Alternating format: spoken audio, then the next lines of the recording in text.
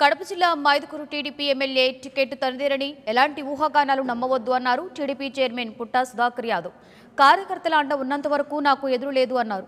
ప్రజాసేవ కోసమే రాజకీయాల్లోకి వచ్చారని, గతంలో ఏ నాయకుడు చేయని అభివృద్ధి చేశామని, చెరువులకు నీటిని నింపడంతో పాటు శాశ్వత జీవోలను తీసుకొచ్చాము అన్నారు.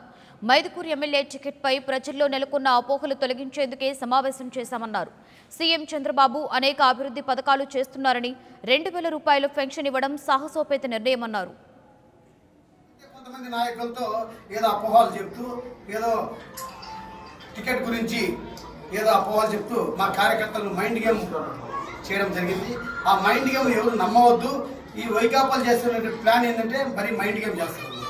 మా ముఖ్యమంత్రి చంద్రబాబు నాయుడు గారు ఖచ్చితంగా ఇవ్వడం జరుగుతుంది. ఖచ్చితంగా 2019లో రాజకీయంలో ఉంటాము, రాజకీయంలో పోటీ చేస్తాము. 2019 ఒకటే కాదు, ఇప్పటి నుంచి ఇంకా 25 సంవత్సరాల రాజకీయాల్లో కంటిన్యూటీ ఉంటాము.